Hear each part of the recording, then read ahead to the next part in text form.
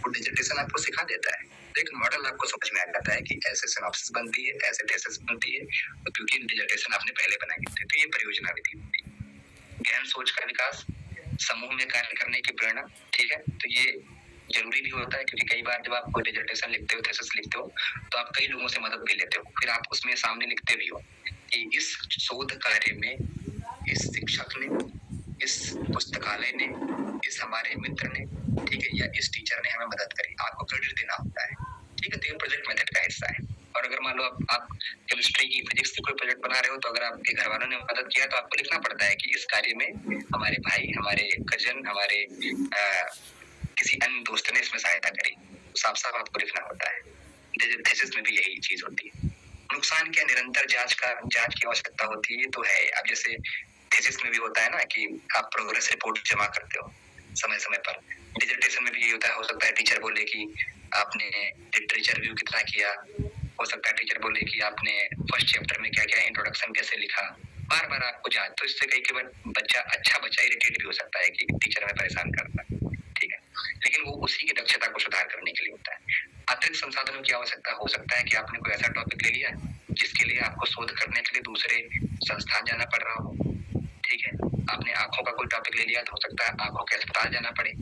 आपने डायबिटीज का कोई टॉपिक ले लिया तो हो सकता है कि मधुमेह के अस्पताल में जाके पेशेंट को ढूंढना पड़े। तो संसाधनों की भी आवश्यकता पड़ती है, जो इसके कई बार ड्रॉबैक भी हो सकते हैं जब संसाधन नहीं मिलते हैं। ये परियोजना विधि। सातवीं विधि की हम बात करते हैं, बहुत इंपॉर्टेंट विधि है, डिमॉन्स्ट्रेशन विधि, ठीक है। डिमॉन्स्ट्रेशन नाम सुनते ही आप सभी जान गए होंगे कि जब आप किसी चीज को बताने का प्रयास करते हो और सामने वाले विद्यार्थी बिल्कुल नवीन होते हैं, जिनको उसके बारे में जानकारी बिल्कुल नहीं है, तो आप स्वयं ही उसका प्रदर्शन करके दिखा देते हैं। सिंपल सी बात, अगर सिंपल परिभाषा में हम समझें, जब सामने वाला विद्यार्थी एकदम नवीन होता है और उसकी कौशल की दक्षता में सुधार करने के लिए या उसको अपने विषय को बताने के लिए जब आप उसके समक्ष स्वयं ही प्रदर्शन कर देते हैं, तो उस विधि को प्रदर्शन विधि या डेमोन्स्ट्रेशन विधि कहलाई जाती है। अब आपने बोला कि हमारी ये एकेडमी है, हमारा ये संस्थान है और हम यहाँ योगा सिखाते हैं। पहली बार जब कोई व्यक्ति आपके साथ जुड़ेगा तो पहली बार थोड़ी बोलोगे दोनों हाथ ऊपर लेके जाओ, नीचे लेके, आपको साथ साथ करना पड़ता है। टीचर भी, जब आपने कभी योगा पहली बार किया होगा तो आपके सामने वाला टीचर आपके साथ साथ सूर्य नमस्कार करता है, तब आपको कुछ 2-3-4 दिन बाद समझ में आता है कि सूर्य नमस्कार के ये स्टेप है। तो शुरुआती स्तर पर प्रदर्शन करना पड़ता है। लेबोरेटरी में टेस्ट में अगर पहली बार बच्चा जाता है तो टीचर खुद करके दिखाता है, इस तरीके से स्प्रिक करना है, ऐसे ब्लड की बूंद लेना है, ऐसे ग्लास स्लाइड से उसको आगे स्लाइड करना है, इस तरीके से सूक्ष्मदर्शी से 15x लेंस को जूम करना है, ऐसे देखना है। ये प्रदर्शन विधि है, खुद करके आप दिखाएंगे तो ये इससे बेहतर समझ में आता है विद्यार्थियों को पहली बार में, तो ज्यादा ही आसानी से छात्र बेहतर ढंग से समझ पाते हैं, ठीक है।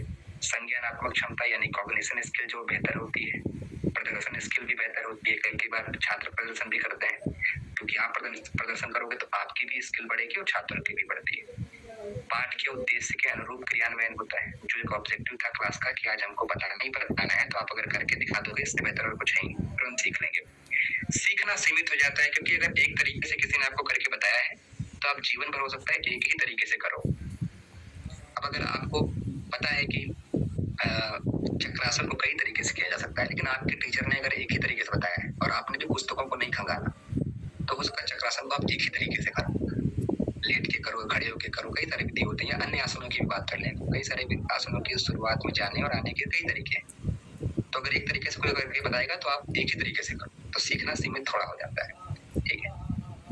यहाँ पर क्या है, नए कौशल उत्पन्न करने की अपेक्षा छात्रों के विद्यमान गुणों का ही उपयोग करती है। हाँ, ये भी कई बार हो जाता है कि जो छात्रों के अंदर गुण विद्यमान है उसी तरह से आप करते हो, क्योंकि आपको ये लगता है कि छात्रों के अंदर ये गुण विद्यमान है, तो हम अगर ऐसे ही करेंगे तो छात्र जल्दी समझ जाएंगे, ठीक है। लेकिन आपका फिर अगला उत्तरदायित्व ये भी हो जाता है कि आपने 5 दिन तो उस तरीके से करा दिया, लेकिन अगले 5 दिन आप नए तरीके से भी कराओ। तो नए तरीके से कराओगे तो बच्चा नए तरीकों को भी सीख लेगा, ठीक है। तो यहाँ पर टीचर की रिस्पॉन्सिबिलिटी भी थोड़ी ज्यादा बनती है कि हर एक आसन प्राणायाम या हर एक लैब के टेस्ट हो या हर एक चीजों को अलग अलग तरह से करके बताए, ताकि विद्यार्थी भी अलग अलग तरह के गुणों को सीख सके, ना कि केवल वही गुण जो उसके अंदर पहले से मौजूद था, ठीक है। तो ये कुछ 7 विधि होती हैं जो आपके सिलेबस में मेंशन है उस पुस्तक में, ठीक है। और आपके इस पार्ट के लिए बहुत इंपॉर्टेंट है, बहुत ज्यादा महत्वपूर्ण है, जिनको हमने यहाँ पर आपसे डिस्कस किया है। प्रोज, कॉन्स, नुकसान, लाभ, सीमाएं, सारी चीजों पर डिस्कस यहाँ पर किया है। तो इस तरीके से ये वाली जो यूनिट है शिक्षण विधियां अब कंप्लीट होती है, क्योंकि कल हमने केवल इसकी सिलेबस की कुछ अनुरूप महत्वपूर्ण तत्वों की बात करी थी, जो इसकी उद्देशिका को बनाते हैं, प्रियम्बल उसकी निर्माण करते हैं।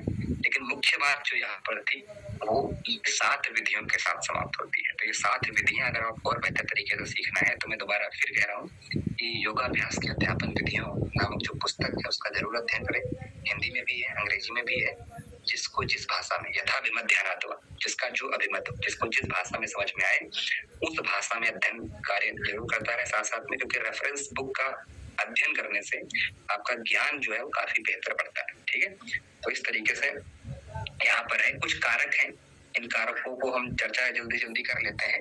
विषय वस्तु, पृष्ठभूमि, अब मैं आपको समझा देता हूँ। पहले देखो, जब आप कोई टेक्निक फॉलो करते हो, ठीक है, तो उस टेक्निक को प्रभावित करने वाले भी कुछ फैक्टर्स होते हैं। ठीक है, जैसे मान लीजिए कि विषय वस्तु, अब आपकी विषय वस्तु है सैद्धांतिक, लेकिन आप बताओ उनको करके रहे हो, मतलब डिमॉन्स्ट्रेशन मेथड का इस्तेमाल कर रहे हो, तो उसको कहीं पे भी समझ में नहीं आएगा। तो आपको वहां पर हो सकता है रिस्पॉन्स टू इंस्ट्रक्शनल इस्तेमाल करना पड़े, हो सकता है इंडिविजुअलाइज्ड जो व्यक्तिगत विभिन्नता वाली जो विधि वो इस्तेमाल करनी पड़े। जैसी आपकी विषय वस्तु है वैसी ही आपको विधि लेनी है, अन्यथा आपकी जो अध्ययन अध्यापन का तरीका है वो विफल हो जाएगा, है ना।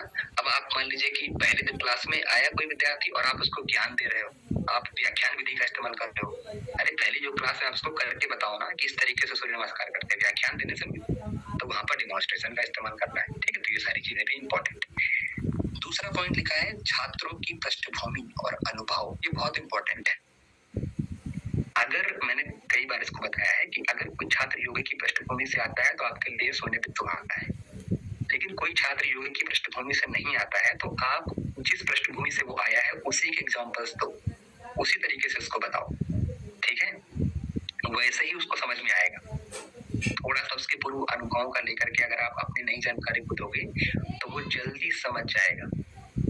अगर कोई बच्चा टेक्नोलॉजी करके आता है तो उसको कुछ टेक्निकल ज्ञान अब पहले आपको पता होना चाहिए, इसीलिए कहा जाता है टीचर भी बहुमुखी प्रतिभा वाला होना चाहिए। जब तक टीचर बहुमुखी प्रतिभा का नहीं होगा वो अलग अलग तरह के एग्जाम्पल्स नहीं दे सकता। तो ये भी इम्पोर्टेंट है कि जो एक शिक्षक है वो बेहतर कौशल प्राप्त प्रदान करने के लिए छात्रों के पूर्व अनुभवों का जरूर इस्तेमाल करे, वरना अन्यथा चाहे जितनी भी तकनीक बेहतर ले ले जल्दी समझ में नहीं आए। तो दूसरा ये फैक्टर है। तीसरा अध्यापक, अब अध्यापक के बारे में तो हमने बहुत कुछ बता दिया है। अध्यापक के 6 गुण बताओ अगर योग अध्यापक की हम बात करें तो।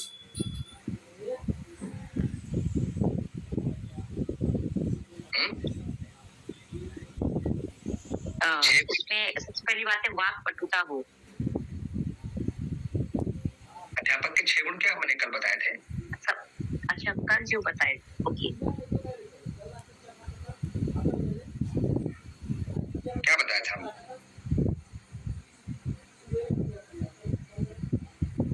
6 गुण कौन कौन से योग अध्यापक के?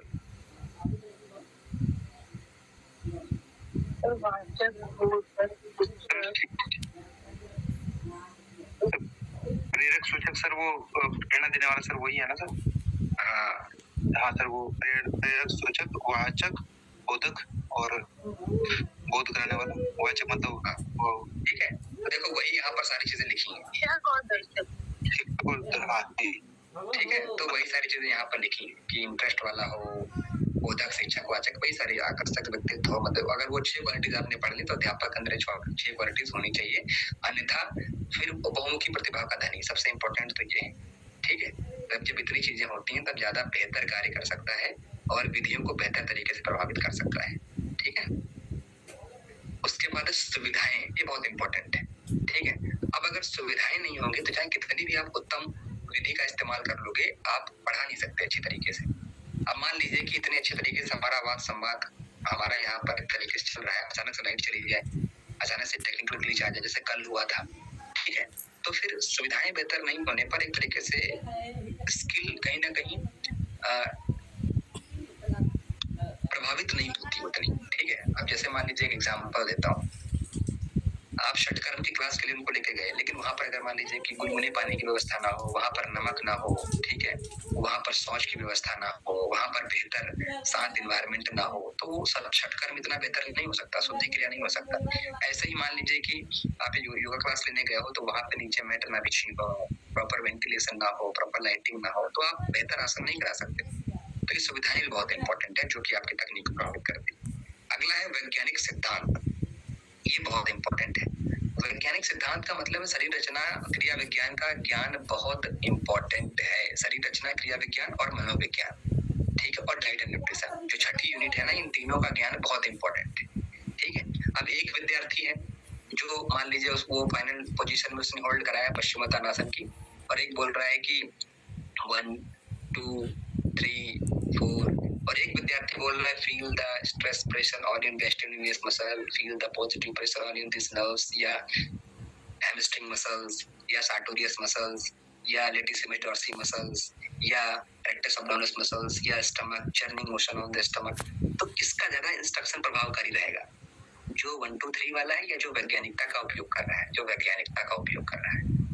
इसीलिए आजकल अगर आप एनाटॉमी फिजियोलॉजी का ज्ञान नहीं रखते हैं तो मॉडर्न वाले आपको मूर्ख समझेंगे, ये बिल्कुल फैक्ट है। और अभी एक टीचिंग ट्रेनिंग कोर्स चलाया गया था जो संस्कृत जो विद्यालय में पढ़ाते हैं, जो संस्कृत विद्यालय चलते हैं, संस्कृत विश्वविद्यालय, उनमें केवल योगा के टीचरों को एनाटॉमी फिजियोलॉजी पढ़ाई गई है। केवल एनाटॉमी फिजियोलॉजी पढ़ाई गई है कि भाई साहब जो आपको पढ़ा रहे हो उसको एनाटॉमी फिजियोलॉजी से ऐड करो, वरना मॉडर्न लोग नहीं समझेंगे आपकी बात, ठीक है। तो ये सारी चीजें बहुत इंपॉर्टेंट, इसलिए वैज्ञानिक सिद्धांत का होना बहुत जरूरी है जो आपके विषय को ठोस आधार देता है कि आप किस आधार पे बोल रहे हैं। आप बोल दिया कि सूर्य भेदी प्राणायाम करने से कृमि दोषों का नाश होता है, कैसे बताओ, कौन सी नर्व्स पे, वेगस नर्व पे कैसे प्रभाव पड़ेगा, किस तरीके से चीफ सेल्स प्रभावित होगी, कैसे हाइड्रोक्लोरिक एसिड का निर्माण होगा, फिर किस तरह से उसके हेलमेंथेसिस जो होते हैं उनका नाश होगा, और फिर किस तरह से डाइजेशन को प्रभावित करेगा। जब आप इन चीजों का इस्तेमाल नहीं करोगे, लोग आपकी वरीयता, आपके ज्ञान को वरीयता नहीं देंगे। तो वैज्ञानिक सिद्धांत का भी होना बहुत इंपॉर्टेंट जो आपकी तकनीक को प्रभावित करता है, ठीक है। तो इस तरह से इतने सारे जो यहाँ पर तकनीक को प्रभावित करने वाले कारक हैं वो मैंने आपको बताए हैं, जो आपकी तकनीक प्रभावित करते हैं, जो आपके फैक्टर को प्रभावित करते हैं। तो कितना बेहतर एक तरीके से पूरा ये संवाद है जो आपको ये बताता है कि आपकी तकनीक किस तरह सुधर सकती है और क्या क्या फैक्टर्स ऐसे लाने हैं जिससे आपकी तकनीक को और वरीयता लोगों से मिलने लगे और स्वीकृति मिलने लगे, ठीक है। तो इसमें इतने सारे फैक्टर्स हमने आपको यहाँ पर बताए। इस तरीके के जो शिक्षण का जो विधियां वाला टॉपिक है उसमें कई सारे टॉपिक और भी ऐड हुए हैं। सिलेबस के कई सारे टॉपिक पर हमने डिस्कशन इसके साथ कर लिया है। वो वाला विषय यहाँ पर समाप्त होता है जिसमें हमने टीचर, फैक्टर्स, लर्निंग, शिक्षण अधिगम संबंध, फैक्टर्स प्रभावित करने वाले कारक और टीचिंग मेथड्स को हमने यहाँ पर देखा, इंक्लूडिंग प्रिंसिपल ऑफ टीचिंग, ठीक है। तो इस तरह से ये वाला विषय यहाँ पर समाप्त होता है। अब जिसकी चर्चा हम आगे करेंगे वो सिलेबस का नया टॉपिक रहेगा, ठीक है। उसकी चर्चा हम कल करेंगे। थोड़ा पढ़ के आओगे तो ज्यादा आसानी रहेगी। पाठ योजना, लेसन प्लान, ठीक है, पढ़ के आएंगे आप लोग तो थोड़ा आसानी रहेगी, अन्यथा इस वाले टॉपिक में समस्या हो सकती है। तो इसके बारे में थोड़ा पुस्तकों को में पढ़ लेना क्योंकि काफी टेक्निकल टर्म भी है, इसलिए डिस्क्लेमर जारी कर दिया है मैंने, कल पढ़ के आना है इसके बारे में। चलिए, किसी का कोई प्रश्न? सर एक क्वेश्चन है सर, जो आपने ये बताया ना अध्यापन की मूलभूत विधियां, तो इसमें जो एक थर्ड वाला है व्यक्तिक निर्देशन और एक फिफ्थ वाला है निर्देशित अभ्यास विधि, इसमें दोनों में अंतर बता दो, थोड़ा कंफ्यूजन हो रहा है सर थर्ड और फिफ्थ वाले में। देखो, व्यक्तिक निर्देशन में ये है कि वो स्वयं निर्देश रहेगा, उसमें टीचर उसको नहीं बोलता है, ठीक है। आप स्वयं पढ़ाई जो सेल्फ स्टडी करते हो ये व्यक्तिक निर्देशन है कि आप अपने आप को स्वयं इंस्ट्रक्शन दे रहे हो कि हमें किस तरीके से पढ़ना है। जिस बच्चे ने टॉप किया है उसको मैंने थोड़ी निर्देशन दिया था, वो खुद उसने पढ़ा, तो उसके लिए क्या व्यक्तिगत निर्देशन विधि वहां पर उसने काम किया। लेकिन निर्देशित अभ्यास का मतलब जो हम आपको दे रहे हैं एकेडमी में कि हम आपको स्पेशल बोल रहे हैं कि आप पढ़ो, तो हम आपको डायरेक्ट प्रैक्टिस बता रहे हैं, मतलब डायरेक्ट बता रहे हैं कि आपको वो चीज करनी, ठीक है। तो ये समझ में आया। अब हम अंदर बेसिक, हाँ ठीक है सर, पर दोनों की प्रैक्टिस में ये कि दोनों घर जाकर ही करने हैं ना सर ये? हाँ ठीक है सर, ठीक है, थैंक यू सर। चलिए शांति पाठ। ओम विश्वानि देव सवितर्तुर्तानि परासुव यत् भद्रं तन्नासुव। ओम शांति।